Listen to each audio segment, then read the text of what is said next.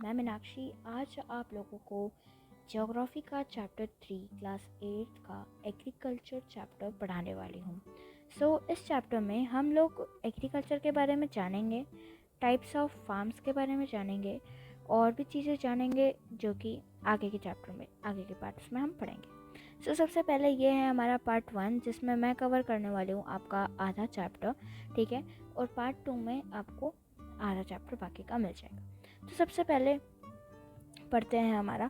यहाँ पर Gurpreet, Madhav and Tina were walking through the village where they saw a farmer drilling land। यानी कि गुरप्रीत, माधव और जो टीना होती हैं वो उधर से उस एक विलेज से जा रहे होते हैं, जहाँ पर वो देखते हैं कि जो एक फार्मर होता है वो लैंड को ड्रिल कर रहा होता है। यानी कि क्या कर रहा होता है, ये जो अनाज है ना, इनको ड्रिलिंग कर।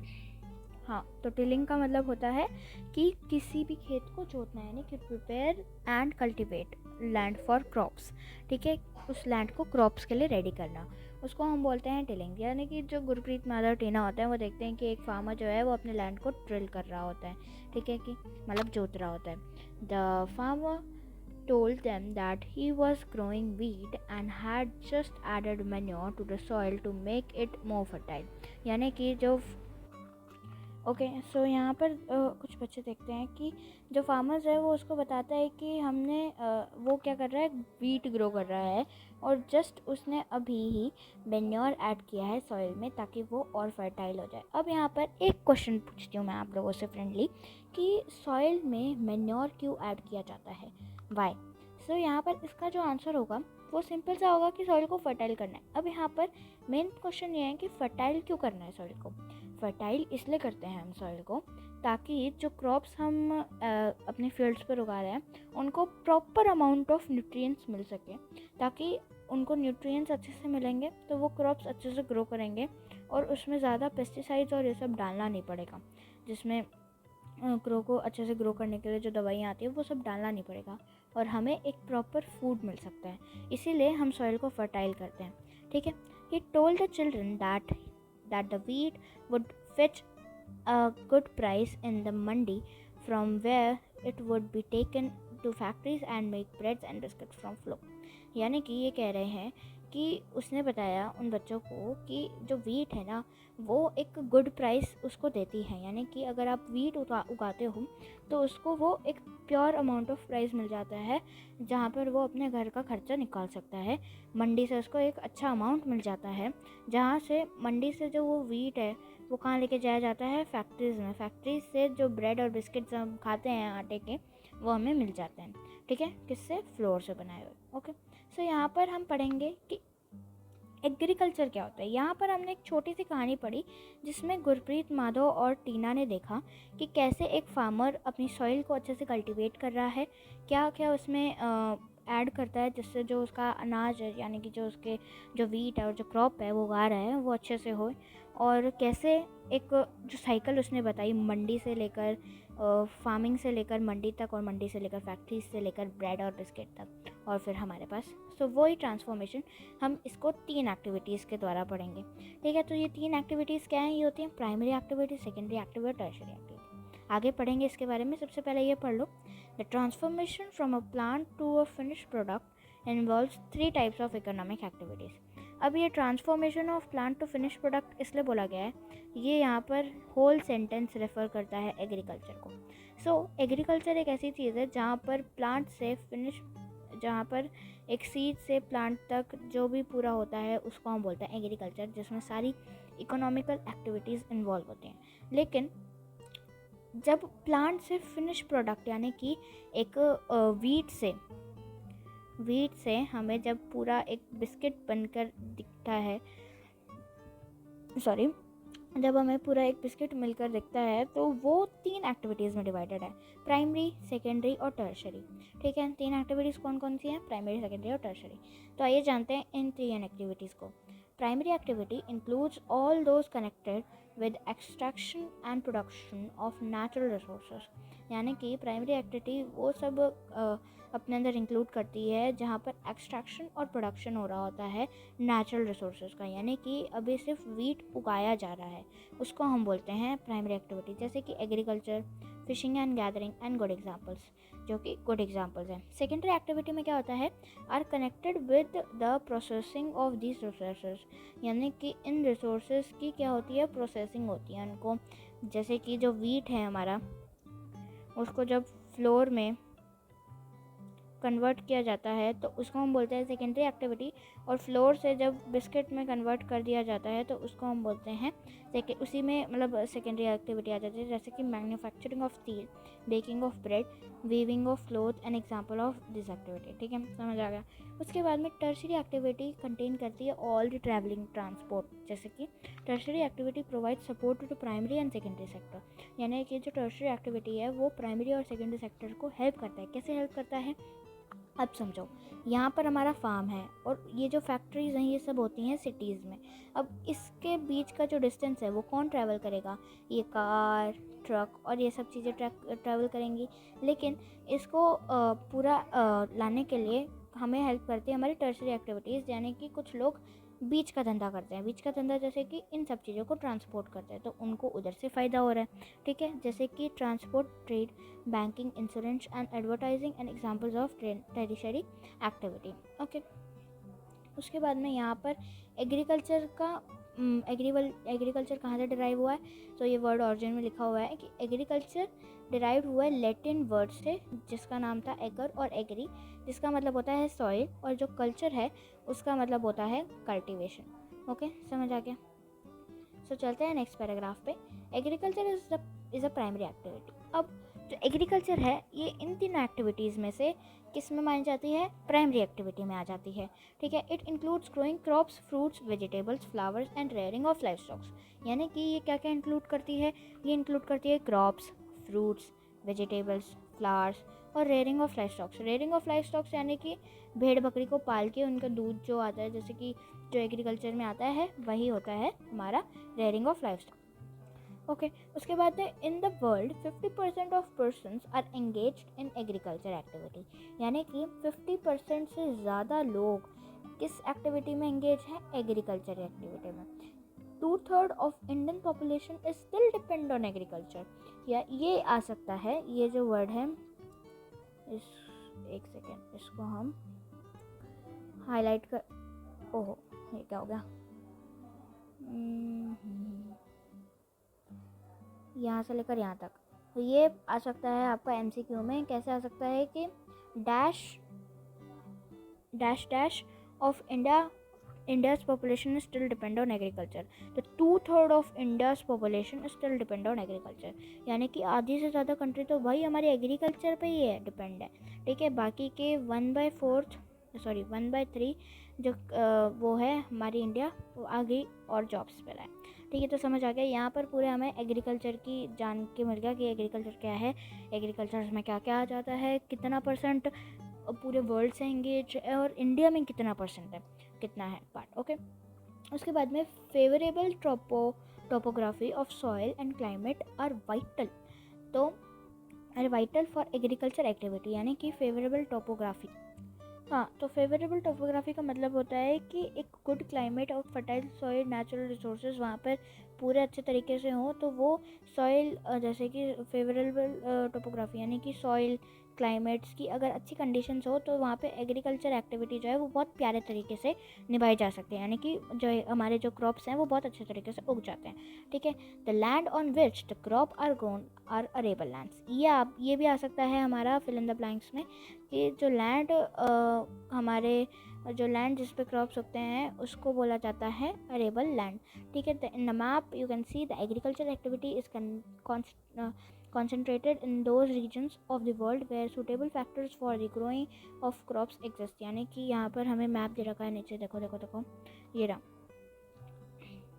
सो यहाँ पर हमारा जो इंडिया है वो आप देख सकते हैं कि 1/3 ऑफ पॉपुलेशन 2/3 जो 2/3 ऑफ द पॉपुलेशन हमारी इंडिया की इसलिए एंगेज्ड है क्योंकि यहाँ पर अरेबल लैंड एकदम प्योर अमाउंट में अवेलेबल है। हाँ, कुछ कुछ जगह, जैसे ये तो इंडिया का पार्ट नहीं है, ये इंडिया का पार्ट है, तो यहाँ पर आप देख सकते हैं यहाँ पर हमारी सॉइल नहीं है, लेकिन फिर भी यहाँ पर अगर अनाज नहीं भी मिलते तो होल इंडिया, यहाँ से लेकर यहाँ तक हमारा जो पूरा इंडिया है भैया, वो पूरा हमारा क्या है, अनाज उगा रहा है, क्रॉप्स उगा रहा है। That's why 2/3 of population of India is engaged in agriculture activity. और अगर क्वेश्चन भी आ जाए why 2/3 of the population is totally engaged in agriculture farming, because in this area there is lot of arable land on which we can grow crops and many more etc. आप बढ़ा चढ़ा के answer लिख सकते हैं इस question अगर आ जाएगा तो। यहाँ पे आप देख सकते हैं कि वर्ल्ड में कहाँ कहाँ अरेबल लैंड पाई जाती है। तो यहाँ देखो, यहाँ पे भी हमें एक ज़्यादा अमाउंट में दिख रही है अरेबल लैंड, यहाँ पर पूरे ये साउथ नॉर्थ में दिख रही है, फिर यहाँ पर हमें इंडिया में भी दिख रही है, फिर एशिया में थोड़ा सा वेस्ट ईस्ट की तरफ, और यहाँ पे थोड़ा सा नीचे भी दिख रही है साउथ की तरफ। ठीक है, सो यहाँ पर हमें डिफरेंट दिख चुके हैं कहाँ कहाँ अरेबल लैंड। ये देखो ग्रीन मार्क किया हुआ है। सो अब डू यू नो के बॉक्स में हमें कुछ इंपॉर्टेंट चीज़ें दिख रही हैं। एक बार इसको मैं हटा देती हूँ, इसको मैं एक बार हटा देती हूँ। ये पूरा इंपॉर्टेंट है डू यू नो वाला बॉक्स, तो जस्ट इसको नॉर्मली मैं स्टार पॉइंट कर देती हूँ। ठीक है, इतना हाईलाइट करने की ज़रूरत नहीं है इसको। सो यहाँ पर बोला क्या है, इंपॉर्टेंट तो है लेकिन वैसे हाईलाइट नहीं किया मैंने। ठीक है, okay. Agriculture the science and art of cultivation on the soil, raising crops and rearing livestock, it is known as farming. यहाँ पर हमें टाइप्स ऑफ कल्चर बताए गए हैं। तो कल्चर कौन कौन से हमारे, agriculture, sericulture, pisciculture, viticulture, horticulture, बहुत अलग अलग नाम है। ओके, सो यहाँ पे टाइप ऑफ कल्चर देख लिया हमने, agriculture, sericulture, pisciculture, viticulture, horticulture. Agriculture में हमने पढ़ा कि यह एक साइंस और आर्ट ऑफ कल्टीवेशन है, सॉइल पर जो की जाती है। रेजिंग ऑफ क्रॉप्स यानी क्रॉप्स को बड़ा करना, और रेयरिंग ऑफ लाइफ स्टॉक्स यानी कि जानवरों को पाल पोसना। ठीक है, इज़ कॉल्ड फार्मिंग। ठीक है, इसको एग्रीकल्चर को ये कहा जाता है। ठीक है, साइंस और art of cultivation on soil और रेयरिंग ऑफ लाइफ स्टॉक्स। उसके बाद में सेरिकल्चर की बात की गई है। सेरिकल्चर क्या होता है, commercial farming, commercial rearing of silkworms, यानी कि यहाँ पर पाला पोसा जाता है सिल्कवॉर्म्स को और फिर हत्या कर दी जाती है उनको सिल्क के लिए। ठीक है, सो यहाँ पर मैं मजाक कर रही थी। सो यहाँ पर सिल्कवॉर्म्स की देखरेख होती है, फिर उसके बाद में उनसे सिल्क निकाला जाता है। सो इसको बोलते हैं सेरिकल्चर। इट में supplement the income of farmer, यानी कि इससे जो फार्मर की जो इनकम है वो बहुत ज़्यादा भी होती है, मतलब अच्छी खासी हो जाती है उनकी।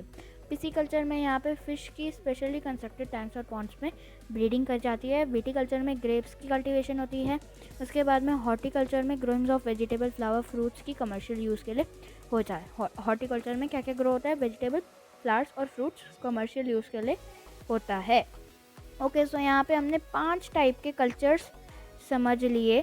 ठीक है, सो ये एक 5 मार्क्स का क्वेश्चन आ सकता है, what are the types of culture. So यहाँ पे आपको ये पूरा का पूरा बॉक्स चेप के आना पड़ेगा वहाँ पे, तब आपको पूरे के पूरे 5 नंबर मिल सकते हैं।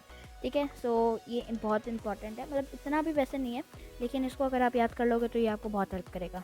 सो और ये हाँ MCQs में भी आ सकता है कि which type of farming is use for silkworm, which type of commercial farming is use for rearing silkworms. तो यहाँ पे agriculture, pisciculture, viticulture, sericulture option दे दिए जाएंगे, और अगर आपने सही ऑप्शन चूज़ किया तो आपका आंसर सही होगा। ठीक है, उसके बाद में चलते हैं हम आगे फार्म सिस्टम के बारे में जानेंगे। ठीक है, सो एग्रीकल्चर और farming can be looked as system, यानी कि जो एग्रीकल्चर और जो फार्मिंग है ये एक तरीके से सिस्टम के तौर पे देखी जाती है। The important inputs and seeds, fertilisers, machinery and labours, यानी कि जो इम्पोर्टेंट इनपुट्स होते हैं जैसे कि सीड्स, फर्टिलाइज़र, मशीनरी और जो लेबर्स। ठीक है, सम यहाँ पे कुछ समझ नहीं आया मेरे को, इम्पॉर्टेंट इनपुट्स बताए हैं कि क्या क्या हैं। Some of the operations involve are ploughing, sowing, irrigation, weeding and harvesting, यानी कि कुछ ऑपरेशंस इन सब में इन्वॉल्व है, जैसे कि प्लगिंग, सोइंग यानी कि बीज बोना, इरिगेशन यानी कि पानी देना, वीडिंग यानी कि जो एक्स्ट्रा घास है वो निकालना, हार्वेस्टिंग यानी कि जो क्रॉप्स हैं उनको निकाल देना। ठीक है, the output from system includes crops, wool, dairy and poultry products. ये कह रहा है कि जो output from system, so types of farming देख रहे हैं हम, types of farming farming is practice in various way across the world. जो फार्मिंग है वो प्रैक्टिस की जाती है वेरियस वेज में पूरे वर्ल्ड में, मतलब अलग अलग टाइप से लोग फार्मिंग करते हैं। यहाँ तक कि इंडिया में भी डिफरेंट स्टेट्स में उनके डिफरेंट तौर तरीके हैं कि वो कैसे कैसे फार्म करेंगे, ठीक है।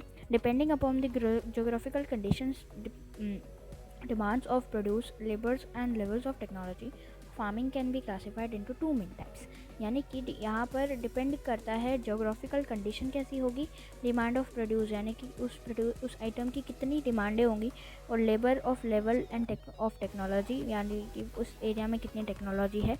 और फार्मिंग कैन बी, और जो फार्मिंग है वो क्लासीफाइड की जाती है दो टाइप में, ठीक है। दो टाइप कौन कौन से हमारे, वो है सब्सिस्टेंस फार्मिंग और कमर्शियल फार्मिंग। सो इन दो टाइप को हम एकदम ब्रीफली समझने वाले हैं। इससे पहले समझें तो हम यहाँ पे देख लेते हैं हमारा इंटरेस्टिंग फैक्ट का बॉक्स, ठीक है। ऑर्गेनिक फार्मिंग के बारे में बोला गया, in this type of farming organic manures and natural pesticides are use instead of chemicals, no genetic modification is done to increase the yieldings crops. यानी कि ऑर्गेनिक फार्मिंग वो टाइप ऑफ फार्मिंग होती है जहाँ पर ऑर्गेनिक चीज़ें use होती हैं, नेचुरल पेस्टिसाइड्स यूज़ होते हैं, ऑर्गेनिक मैन्योर यूज़ होता है, और इंस्टेड ऑफ यूजिंग केमिकल्स और नो जेनेटिक केमिकल्स, ठीक है। और नो जेनेटिक मॉडिफिकेशन होता है कि मतलब यहाँ पे कि पेस्टिसाइड्स वगैरह डाल दिए और ये सब दवाइयाँ डाल दी ताकि और अच्छे से मॉडिफिकेशन हो सके, वो सब नहीं होता है ऐसी टाइप्स ऑफ फार्मिंग में। और ये टाइप्स ऑफ फार्मिंग बहुत ही कम टाइप ऑफ यूज़ की जाती है, क्योंकि ज़्यादातर लोग अभी तक यहाँ पे पेस्टिसाइड्स और जेनेटिक मॉडिफिकेशन को यूज़ करते हैं ताकि वो अपने क्रॉप्स को और अच्छे तरीके से प्रेजेंट कर सके। सो यहाँ पर हमने देख लिया कि दो टाइप ऑफ फार्मिंग होती है, एक होती है सब्सिस्टेंस और एक होती है कमर्शियल। सो यहाँ पे सबसे पहले हम पढ़ेंगे कमर्शियल फार्मिंग के बारे में। This type of farming is practice to meet the need of farmer family, यानी कि ये फार्मिंग सिर्फ फार्मर की फैमिली की जो ज़रूरतें हैं उनको मीट कर सके। Traditionally low levels of technology and household labours are use to produce on small output.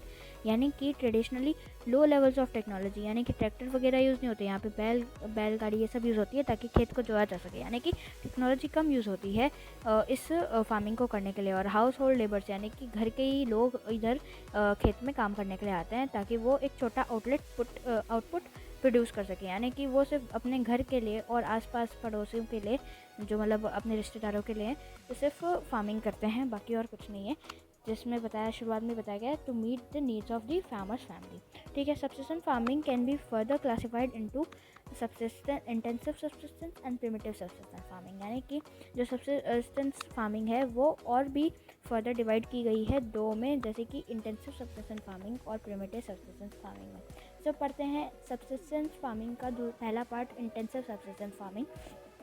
So in intensive subsistence farming, the farmer cultivates a small plots of land using simple tools and measure more labels, यानी कि इस intensive subsistence farming में जो farmer है वो cultivate करता है एक स्मॉल पॉट में, ठीक है। तो जो फार्मर है वो एक छोटे से प्लॉट में कल्टीवेट करता है सिंपल टूल्स को यूज़ करते हुए, एंड मोर लेबर्स और ज़्यादा लेबर्स को यूज़ करता है।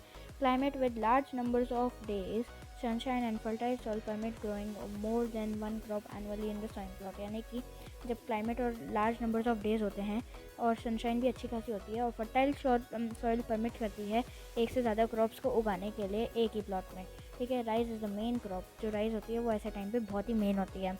अदर क्रॉप्स इंक्लूड वीट, मेज, पल्स एंड ऑयल सीड्स, और जो अदर क्रॉप्स होते हैं वो इंक्लूड करते हैं वीट, मेज, पल्सेस और ऑयल सीड्स, ठीक है। Intensive subsistence agriculture is prevalent in the thickly populated area of the monsoon regions of south east and east Asia, यानी कि ये बोल रहे हैं कि इंटेंसिव सब्सिस्टेंस एग्रीकल्चर वहाँ पर यूज़ किया जाता है जहाँ पर थिकली पॉपुलेटेड एरियाज़ हो और मानसून रीजन्स ज़्यादा हों, जैसे कि साउथ ईस्ट और ईस्ट एशिया, ऐसे कुछ रीजन्स हैं जहाँ पर इंटेंसिव सब्सिस्टेंस फार्मिंग बहुत ज़्यादा यूज़ कर जाती है। तो यहाँ पर हमने सब्सिस्टेंस फार्मिंग के बारे में भी जान लिया, उसका पहला पार्ट इंटेंसिव सब्सिस्टेंस फार्मिंग के बारे में भी, एग्रीकल्चर के बारे में भी जान लिया। अब हम पढ़ेंगे प्रिमिटिव सब्सिस्टेंस फार्मिंग। सो प्रिमिटिव सब्सिस्टेंस फार्मिंग में भी अब हम दो पार्ट्स पढ़ने जा रहे हैं, नोमैडिक और शिफ्टिंग। तो सबसे पहले प्रिमिटिव सब्सिस्टेंस फार्मिंग क्या है कि प्रिमिटिव सब्सिस्टेंस फार्मिंग इंक्लूड करता है शिफ्टिंग कल्टीवेशन और नोमैडिक हर्डिंग्स, ठीक है। तो अब हमें पढ़ना है शिफ्टिंग कल्टीवेशन और नोमैडिक हर्डिंग के बारे में। तो शिफ्टिंग कल्टीवेशन और नोमैडिक हर्डिंग दोनों ही ऐसे टॉपिक हैं जो हमने 7th में ऑलरेडी पढ़ लिया है, 7th की हिस्ट्री में। हमें हम बस यहाँ पे रिवाइज करना है तो ये बहुत बड़ा पैरा, लेकिन हम इसको छोटे से टाइम में कवर कर लेंगे, ठीक है। तो shifting cultivation is practice in thickly forested areas of Amazon basin, tropical Africa, parts of south east Asia and north East India. यानी कि जो शिफ्टिंग कल्टीवेशन है ना भैया, जो प्रैक्टिस की जाती है थिकली फॉरेस्टेड एरियाज जैसे कि Amazon basin, tropical Africa, parts of south east Asia और नॉर्थ ईस्ट इंडिया, ठीक है। तो ये कुछ पार्ट्स हैं जहाँ पर शिफ्टिंग कल्टीवेशन भारी मात्रा में प्रैक्टिस की जाती है। These are the areas of heavy rainfall and quick regeneration of vegetation, यानी कि ये एरियाज़ हैवी रेनफॉल के साथ साथ क्विक रीजनरेशन ऑफ वेजिटेशन, यानी कि जल्दी से यहाँ पर एक तो बारिश बहुत होती है तो जल्दी प्लांट्स यहाँ पर उग जाते हैं। A plot of land is cleared by felling the trees and burning them. और एक प्लॉट ऑफ लैंड यानी कि अगर हमें ये प्लॉट चाहिए तो यहाँ के जो ट्रीज़ हैं उनको फिल करके बर्न कर दिया जाता है। The ashes then mix with the soil and crop like maize, yam, potatoes and cassava are grown. यानी कि जो ऐश होती है, जो ट्रीज़ को जलाने के बाद जो ऐश बचती है, ऐश यानी राख जो बचती है, वो सॉइल में मिला दी जाती है और crops like maize, yam, potatoes and cassava यहाँ पर ग्रो किए जाते हैं। After the soil loses it's fertility, एक क्रॉप जैसे कि हमने पोटैटो उगाया, जैसे पोटैटो उगाया तो जब जो सॉइल में फर्टिलिटी है वो लूज़ कर दी जाती है तो land is abandoned and the cultivator move to the new plot. यानी कि अब वो जो लैंड है वो अबॉर्डेंट हो जाता है, यानी कि वो उनके लिए कोई काम नहीं आता 1-2 सालों के लिए, तो वो क्या करते हैं, न्यू प्लॉट की तरफ मूव कर जाते हैं। और जैसे कि ये थिकली फॉरेस्टेड एरिया है तो यहाँ पर फटाफट जनरेशन हो जाती हैं, तो 1-2 साल जब उन्होंने एक प्लॉट को छोड़ा तो वहाँ पर ट्रीज़ उगने शुरू हुए, और 5 साल 6-7 के बाद जब वापस उस प्लॉट पे आए तो वहाँ पे ऑलरेडी बड़े बड़े ट्रीज़ उग चुके होंगे, तो फिर वापस से वो वही प्रोसेस निभाते रहते थे एक पर्टिकुलर एरिया में घूम कर। समझ आया? तभी इसको बोलते हैं शिफ्टिंग कल्टीवेशन। उसके बाद में shifting cultivation is also known as slash and burn agriculture. इसको स्लैश एंड बर्न इसलिए नाम दिया क्योंकि हमने पढ़ा कि यहाँ पर जो ट्रीज़ हैं उनको क्या कर दिया जाता है, जलाया जाता है, बर्न किया जाता है, मिक्स कर दिया जाता है, फिर उगा दिया जाता है। सो इसी को स्लैश एंड बर्न एग्रीकल्चर के नाम से भी जाना जाता है। अब डू यू नो वाला बॉक्स देख लेते हैं कि जो शिफ्टिंग कल्टीवेशन है ना भैया, वो डिफरेंट पार्ट्स में डिफरेंट नेम्स के ज़रिए भी जाना जाता है। जैसे jhumming in North East India, milpa Mexico Central America में जाना जाता है, रोका ब्राज़ील में जाना जाता है, और लंदंग मलेशिया में जाना जाता है। तो ये कुछ 4-5 नाम थे जो कि आ सकते हैं MCQs और फिल इन द ब्लैंक्स में। सो ये भी इम्पोर्टेंट है। तो हमने कौन कौन से नए नाम पढ़े शिफ्टिंग कल्टीवेशन के? झूमिंग, मिल्पा, रोका एंड लंदंग। सो यहाँ पर हमें मेन चीज़ ये है कि हमें इस सिटी बोल रहा हूँ, इस कंट्री के हमें नाम भी याद करने हैं, कहाँ ये नाम बोले जाते हैं, ठीक है। तो झूमिंग फार्मिंग तो आपने सुना ही होगा, हमने 6th में पढ़ा था। उसके बाद में हम देखते हैं यहाँ पे नोमैडिक हर्डिंग। नोमैडिक हर्डिंग क्या होता है? Is a practice in semi arid and arid regions of Sahara, central Asia and some parts of India like Rajasthan and Jammu Kashmir. यानी कि ये प्रैक्टिस की जाती है सेमी एरिड और एरिड रीजन्स में, लाइक सहारा, सेंट्रल एशिया और ये सब इंडिया, राजस्थान, जम्मू और कश्मीर में ये प्रैक्टिस की जाती है। कहाँ प्रैक्टिस की जाती है? एरिड और सेमी एरिड रीजन्स में। इन this type of farming herdmen move from place to place with their animals for fodder and water along defined routes। यानी कि ये जो फार्मर्स हैं ये डिफरेंट जगह से प्लेस टू प्लेस मूव कर रहे रहते हैं ताकि उनके एनिमल्स का फॉडर और वाटर उनको मिल सके डिफाइंड रूट्स के थ्रू। अब यहाँ पर फॉडर का मतलब क्या है? फॉडर वो चीज़ होती है जहाँ पर जो एनिमल है उसका खाना जो होता है उसको हम फॉडर बोलते हैं, ठीक है। उसके बाद में this type of movement raises to response to the climate constraints and terrains. यानी कि ये बोला है कि जो ऐसा जो मोमेंट है ये अराइज करता है रिस्पॉन्स टू क्लाइमेट कॉन्स्ट्रेंट्स और टेरेन एरियाज में ये किया जाता है। Sheep, camel, yak and goats are mostly common reared. यानी कि शीप और कैमल, याक ऐसे जो एनिमल्स हैं ये ज़्यादातर पाले जाते हैं, कॉमनली हैं ये। They provide milk, meat, wool, hides and other products to the herders and their family. यानी कि जब इनको पाल रहे हैं तो इनके कुछ फ़ायदे भी होंगे। इनके फ़ायदे क्या हैं? ये हमें क्या देता है? मिल्क, मीट देता है, वुल देता है, हाइड्स देते हैं। यानी कि उनके जो टाइप ऑफ हाइड्स यानी कि हाइड्स का मतलब होता है जो इन जानवरों के जो स्किन होते हैं उसको हम हाइड्स बोलते हैं, okay. And other products to the herders and their families, और अदर प्रोडक्ट्स उनके फैमिलीज हर्डर्स की फैमिली को मिल जाता है।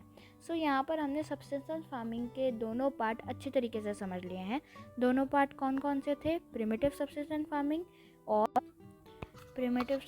फार्मिंग और क्या होगा? इंटेंसिव सब्सिस्टेंस फार्मिंग, ठीक है। और उसके अंदर प्रिमिटिव सब्सिस्टेंस फार्मिंग में हमने पढ़ा नोमैडिक हर्डिंग और शिफ्टिंग कल्टीवेशन।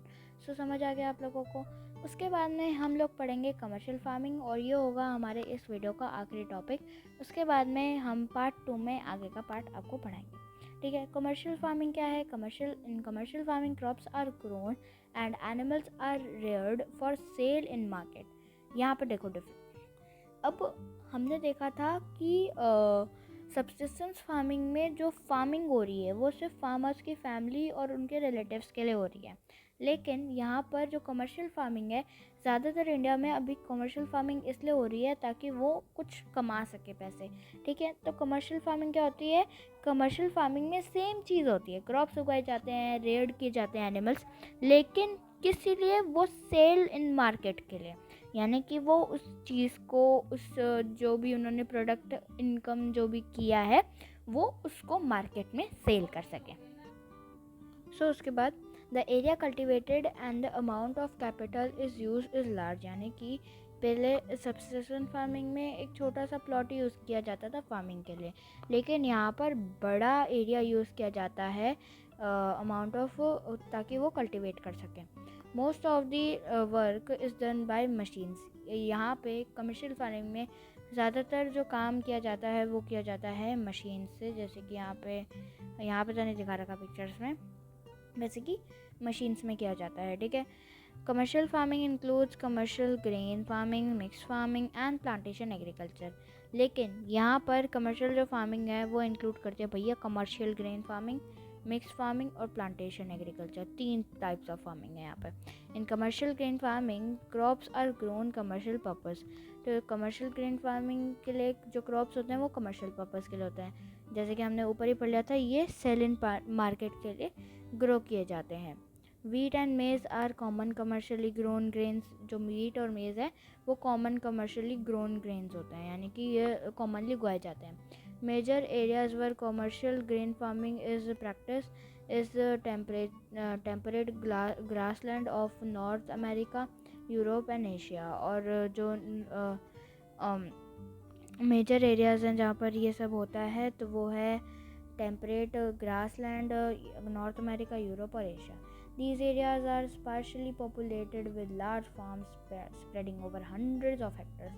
यानी कि ये जो एरियाज़ हैं वो स्पार्शली पॉपुलेटेड होते हैं, यानी कि बहुत पॉपुलेटेड एरिया होता है यहाँ पे, लार्ज फार्म स्प्रेड कर रहे होते हैं, और हंड्रेड्स ऑफ हेक्टर्स, यानी कि 1 बीघा 2 बीघा नहीं, 100 बीघा ऐसे करके उनके पास ज़मीन होती है। Serves winter restrict and growing seasons and only single crops can be grown. लेकिन जब विंटर सीजन होते हैं तब एक रेस्ट्रिक्ट आ जाता है उनके पास कि उनको सिर्फ एक सिंगल क्रॉप ही उगाने को मिलता है। सो यहाँ पर जो हमारा पार्ट 1 होता है वो हो जाता है दी एंड। नेक्स्ट पार्ट के लिए हम मिलेंगे नेक्स्ट वीडियो में, तो आगे का चैप्टर कंटिन्यू करेंगे हम पार्ट 2 में। Thanks everyone.